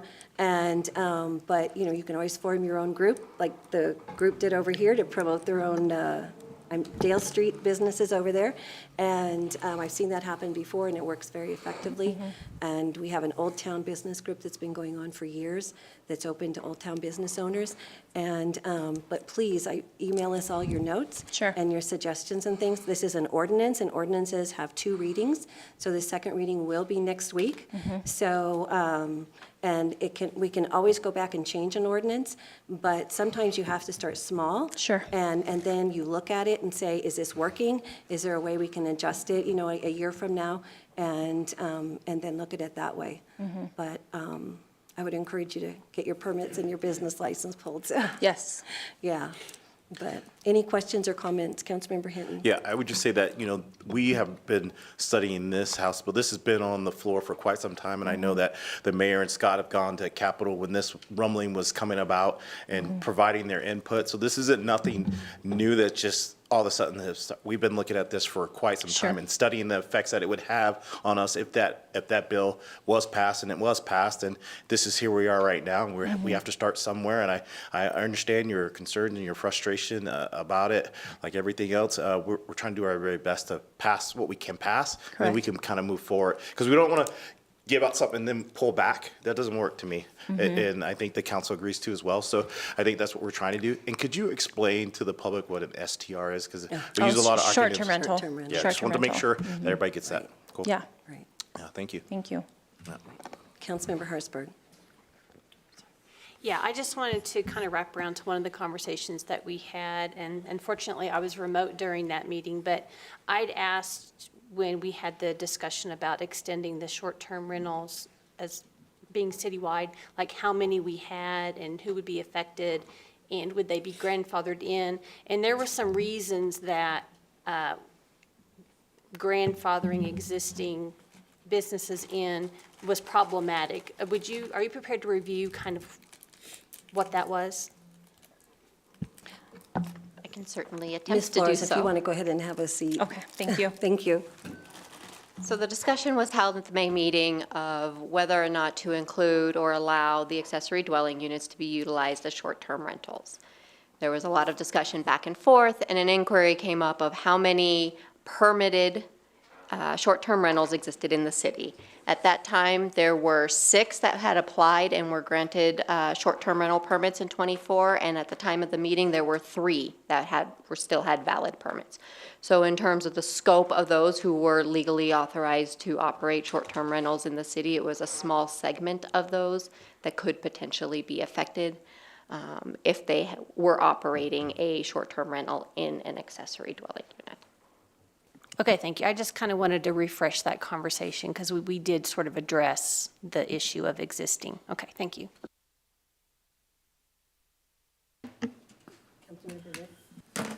Yes. One of the things I would say to the community is that when we took a look at the state bill said the purpose of this bill is to increase the availability of long-term housing in the state. So based off of that, me personally, I did not support short-term rentals for ADUs because the state bill said the purpose of the ADUs is to give us more housing. The other thing I would say is from my viewpoint, the state, as we've said, came up with the requirements, they came up with the square foot, they came up with here's how you can do it and when you can do it. And if every community goes out and kind of tweaks it, then how do we know whether it was the state bill that succeeded or failed, or if it was the individual cities' tweaks that caused it to fail?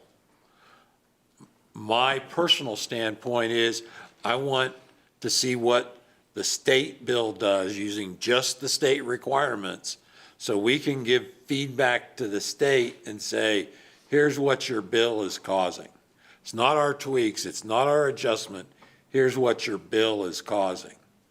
But I do agree with the mayor and the rest of the council, this is something we can revisit in the future.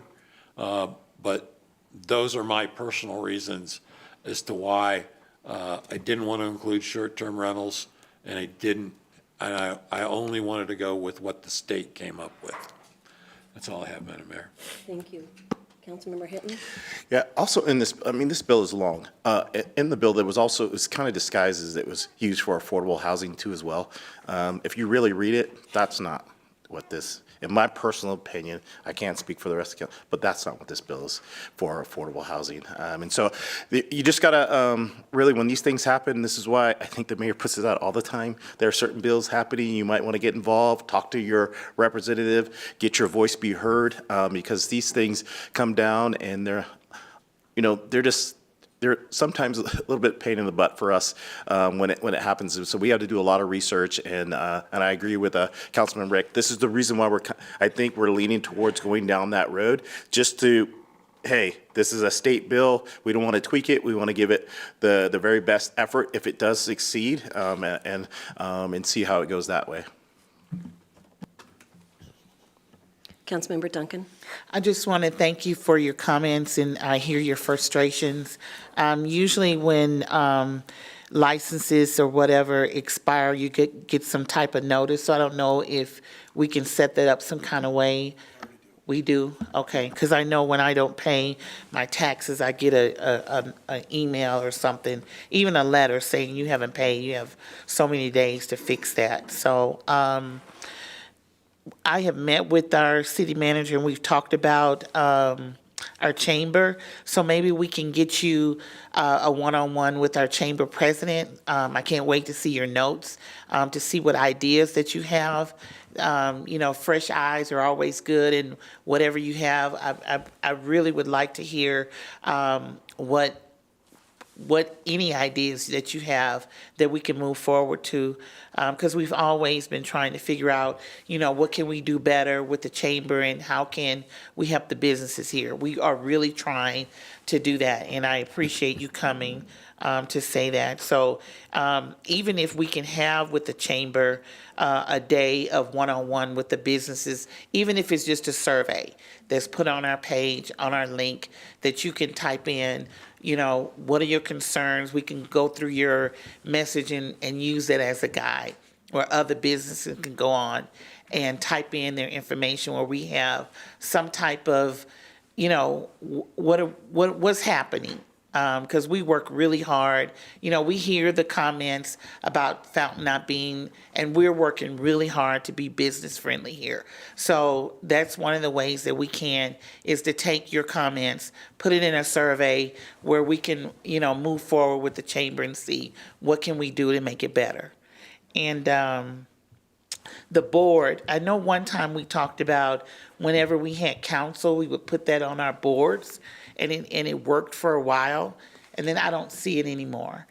So if we can, put that on whoever is responsible for putting those things on our board. Yeah, I thought they still were. I'll double check. Okay, to make sure that our council members' meetings are on the board. And that's all I have. Being in business anywhere is hard, but being in business in a city that is as transient as the city of Fountain is adds a whole nother layer onto being a business owner. And we've been in business here for over 20 years, and I completely get it. It's hard. Our chamber does go through some struggles, but I think we've got a great chamber board right now. And I agree with Councilmember Duncan's comment. Dan, Scott, if we can maybe connect Ms. Flores, we have her phone number on here, with our chamber president. And I appreciate you coming out tonight. And we've tried desperately talking around town to people that, we're having this big issue, we really need input, we're struggling with it, The state has come down with these guidelines, and they're doing it a lot. The state, I never have seen a session where the state stepped on home rule authority and unfunded mandates they've sent down to us. And I consider this an unfunded mandate because there's no money to do this. We have to look at the bigger picture, though. We have to, community that is potentially, if you had a neighborhood that had 10 homes in it, and 5 of them decided to put detached ADUs on them, that's 15 homes that our fire and our police now have to respond to instead of 10. That's a big stress on our public safety services. That's a big stress on parking in the neighborhood. You might have 10 cars that over, now or it's 15 or 17 cars in a neighborhood, and we have to deal with the issues that come with that, quality of life issues. So that is why we are taking, I believe, an approach to be a little bit more conservative and doing just the basics, like Councilmember Rick said, and moving from there. And these are not cheap. When the state put this under affordable housing to get it through, this is not cheap. I think I saw an ad for a tiny home on sale for $80,000. That's not cheap, and I don't think that's what tiny homes started out to be. And now they're going to be on a foundation, and so really when you get into the expenses of this and the water connection and everything that goes with it, this is expensive. One of the most common complaints we get is from some of the short-term rentals that are not on a large piece of property like yours. And people have a room they rent that sleeps 3, and they put 10 in it. And then it's not their property, so they have a big party and different things. And so we really are trying to be very conscientious of the quality of life that we believe our citizens in Fountain want to maintain. So this is a really, really hard issue to deal with, and I think you can all see how we've struggled up here with it. And we really appreciate the input from everybody we've heard from phone calls in the grocery store and Walmart, and you name it, we've heard comments from people. And so we do have to make a decision tonight, because we do have to have this in place by next meeting.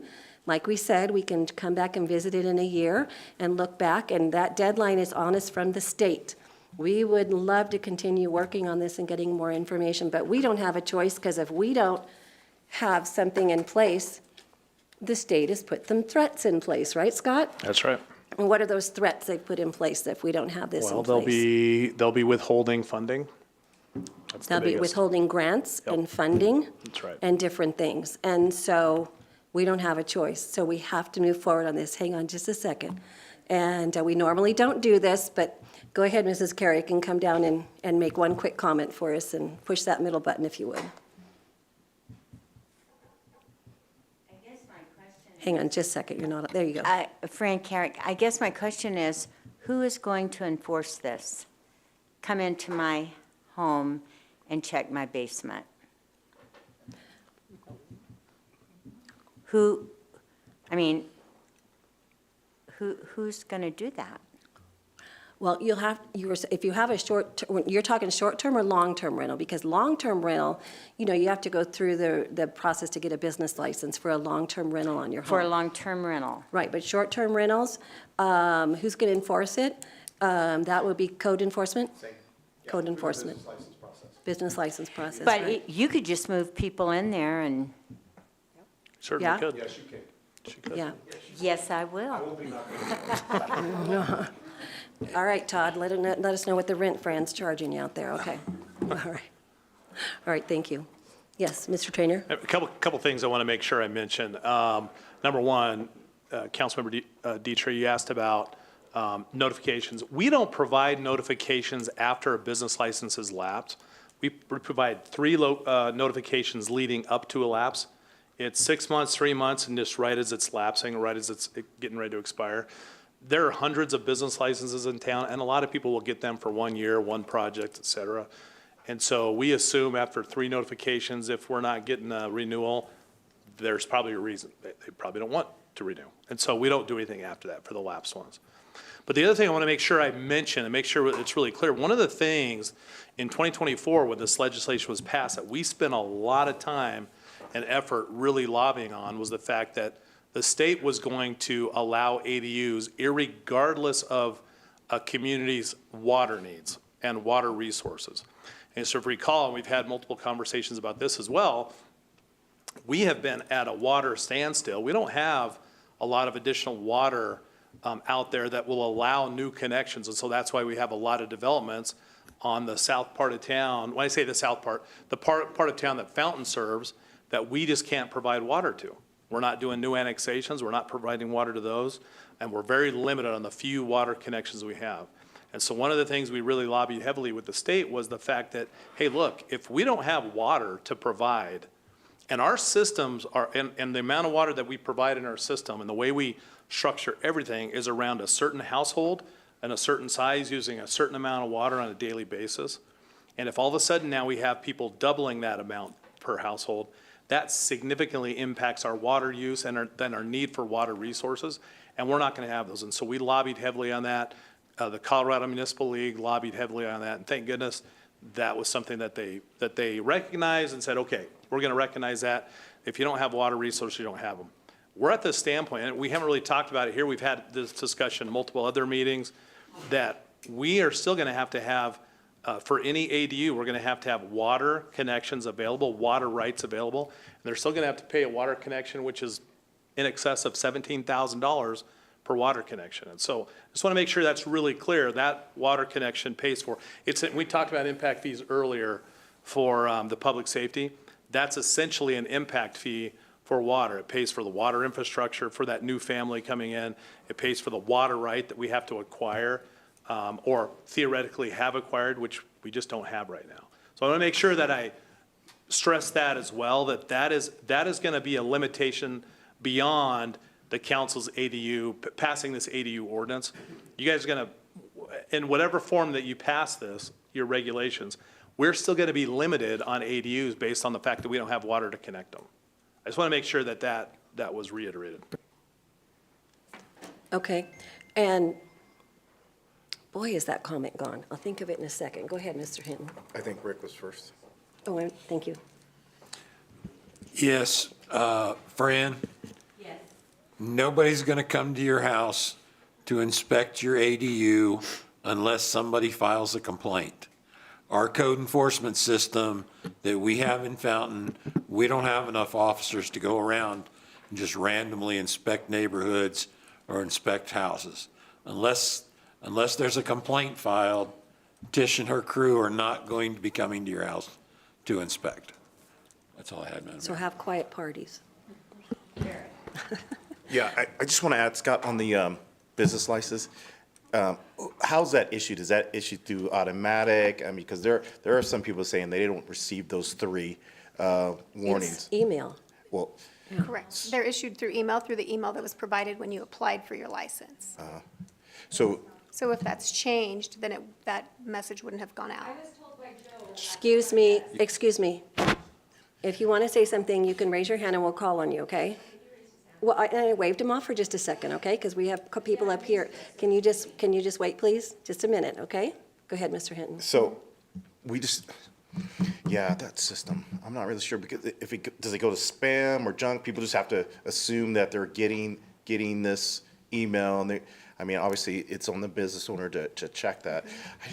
I don't know, I I don't can know look if to there's see something how, better. I can look into the system to see how it is showing up Okay. who it's showing up from in their email box. Okay. But it is set up automatic to send out Yeah. 30, 60 days and at expiration. Yeah. And then we don't send them again after they expire. And that's only if your license was current in that current year. Yeah, my deal is, I ran for small businesses. My deal is the more that we can help them out, and I get it, it's on the business owner, but Sure. the more that we can try to help them out to be, I guess, properly licensed, and we can take a little bit of that headache away, I would greatly appreciate for that. Sure, I'll do some research on that and get back to you. Yeah. Well, normally, your insurance company requires you to show a business license to keep your commercial insurance policy. So I would think if you're having trouble with your commercial insurance policy, that would kind of let you know that you need to make sure that that license is current. So, any other questions up here? Okay, we'll take another comment, and if you'd like to come down and state your name for the record and push the middle button, please. Fernando Flores. So you were saying with these houses or these new ADUs that they're requiring water that you guys don't have. What about the houses that already are connected to the water? What happens when you're creating impact fees and you're sort of planning for your overall resources for your community, you look at that and you go, okay, we have this much water. And for this much water, for an average size household of 2 point whatever people, here's what the average amount of water use is. That allows you to then water plan out. I'm kind of giving you a little bit of a big picture. Kind of allows you to. I work for the water department. Okay, so you get it. So we master plan out how much water. Well, now what happens is if we start allowing ADUs, which then are averaging, say, doubling the size of a family, you bring in another family because you have a rental unit that now you're renting, that's an additional connection. And so that's an additional resource that we have to make sure that we're bringing water rights here, we're treating it, and we're piping it out to the households. So there's additional cost for that. But if it's going through the same meter. Yeah, we'll still be metering it, right? Right, but it's going through But the a same meter, detached, so it's a detached still one a tap. detached ADU requires its own, Yes, it'll have a Water separate meter. meter. It'll be a separate metered connection.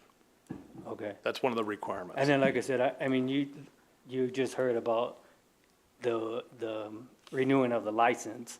Like, there's, somebody had told us that there's a new system that's going on, and it's not regenerating the new whatever it is. Well, I'd like to so. suggest that possibly we remove the business license from the rest of this discussion so we can get through the ADU. And let's bring that back. I will request that as an agenda item, that we can bring that back after we get through this and review the business license renewal process. I know we've struggled with it, and we've made, some adjustments and changed programs, and we had problems with a programmer a few years ago that we had to get rid of them, and so it has been a struggle, and we're trying to get it as easy as possible. So can we? Yes, we'll put that on the agenda. Okay. Yeah. All right. Because Mr. Flores is right, there were some glitches when they were switching over to the new system.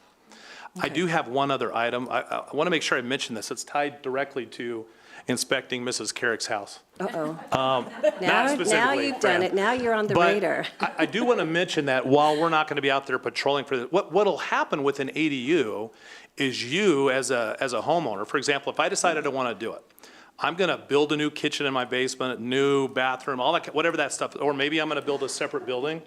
Well, I'm going to be going to PPRBD, regional building. Pikes Peak Regional Building. Pikes Peak Regional Building, getting permits, making sure the electrical, plumbing, all that kind of stuff is taken care of. That's sort of the flag to us, because we have to approve on those, we have to sign off on those permit approvals as well. And so for something like that, that's sort of the notification, the inspections happen through regional building, et cetera, et cetera. Now, if you just decide to move someone in your basement, we wouldn't know. We wouldn't necessarily know, and probably don't really want to know. But for inspected properties, like that's really how we would find out, if that Yeah. makes sense. And a lot of the complaints from some of the ADUs in town have come with, I can't park within 3 blocks of my house now for 2 weeks. This is getting ridiculous. What is going on? And then that's when code enforcement gets involved and we find out, what's going on. So Councilmember Hertzberg. And I apologize, this has been a really long conversation for a lot of meetings, but if we're going to vote on it tonight, I just want to be able to ask all the questions. So since we don't have a whole lot, I guess, ADUs already, I don't know that we spent a whole lot of time talking about what happens if someone has one. So say I don't have one, but say if I did have an ADU at my house now, before this passed, but it doesn't have its own utility and it doesn't have its own water, are there gonna be regulations superimposed on my current property because of this? Is this question making sense? Yeah, I got it. Yeah. Makes sense to me. So there are already existing regulations in place for non-conforming uses and structures, which would already apply to such situations as this. I think she wants a little bit more than that. Or explanation. I can So- tell by the look on her face. Do you want to explain the legalities of non-conforming uses? No, I'm sorry. So could you just please break it down for a banker? If you have an existing ADU, is there any sort of required next steps because of this? Thank you. So if you have an existing detached building that was previously zoned for legitimate use within that zone. Could you speak up a little bit or pull the mic closer? Sorry. So if you have a detached building that was previously zoned for legitimate use within that zoning area, then you have what is considered a legitimate non-conforming use now that it would be considered an ADU under the new state statute. So where you have a new definition of something that had previously been regulated within our code of ordinances, there is an opportunity or a process by which you can apply for pre-existing non-conforming use.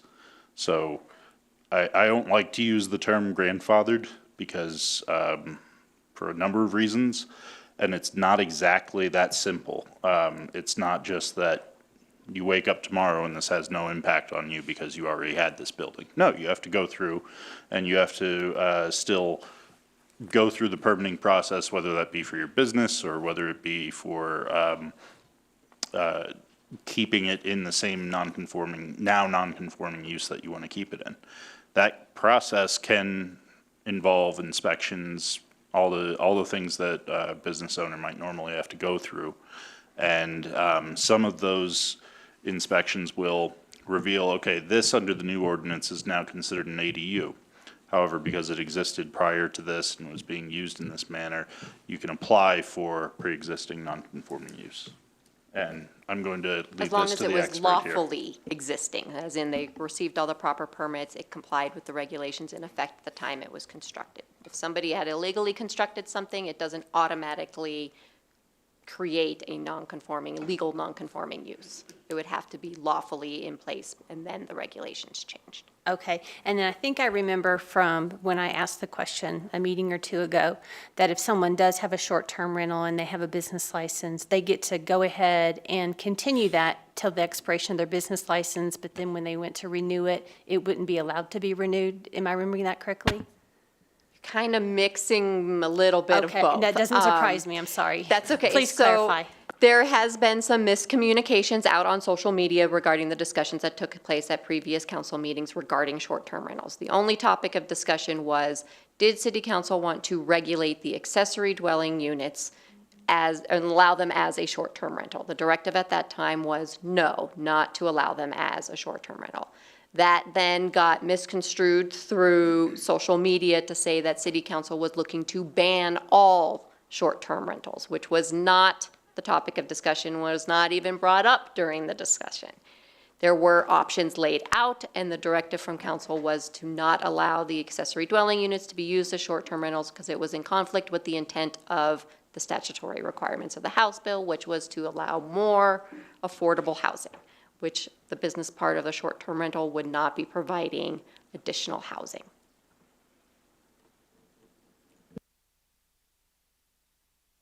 It does, thank you.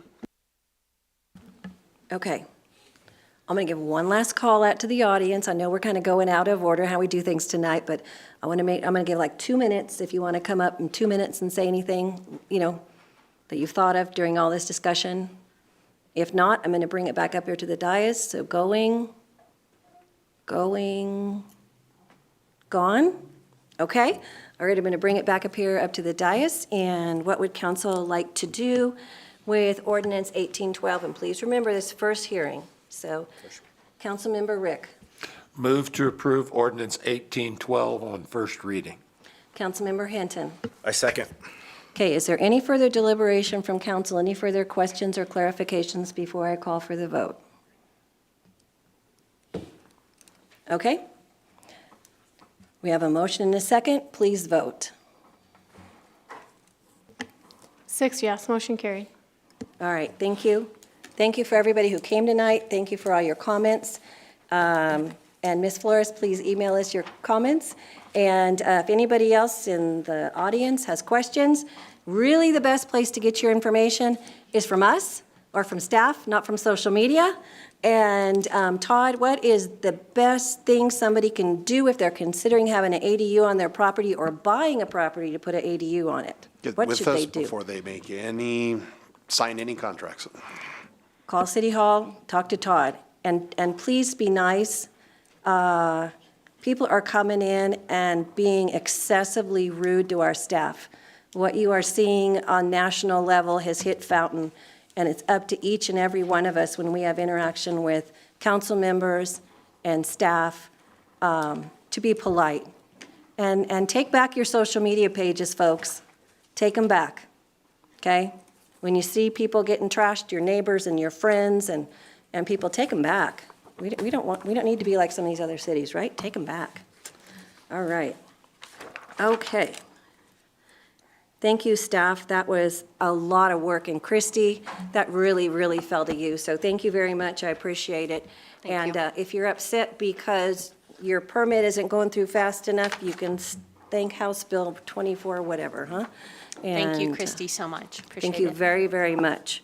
Okay, that takes us to City Council agenda requests. I've already put one in to bring the business license discussion back. Anything down here? Nope, down this way? Councilmember Duncan, anything? All right, all right. And so council, number 11, we have announcement of an executive session.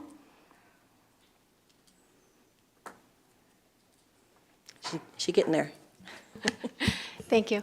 The city attorney has also added an additional item under section 24-6-402-4B for specific legal advice on regarding an ongoing litigation. So that'll be included in this motion. In accordance with the city charter and the Colorado Open Meetings Act, the city council open session is to determine whether it will hold a closed executive session. A closed executive session may be held upon an affirmative vote of 2/3 of the quorum present. If consent of the closed executive session is not given, the items may be discussed in open session or withdrawn from consideration. The purpose of tonight's executive session is pursuant to CRS Section 24-6-4024 for the purpose of review of approval and amendment of executive session minutes, pursuant to CRS Section 24-6-4024E for the purpose of determining positions relative to matters that may be subject to negotiations, developing strategy for negotiations, and/or instructing negotiators regarding a utility lease, pursuant to CRS Section 24-6-4024B for the purpose of receiving legal advice on specific legal questions regarding ongoing litigation. Madam Mayor. Okay, we have a request from our city clerk to go into executive session for those three items. What would council like to do? I know what y'all want to do, but what do we need to do? Councilmember Estes. Move to go into executive session. Councilmember Hinton. Second. Okay, we have a motion and a second. Please vote. And everybody better not vote no tonight, so. One too many.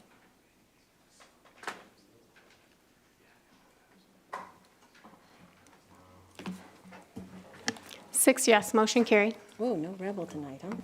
All right, this meeting is adjourned. And we'll take about 8:10, Joni?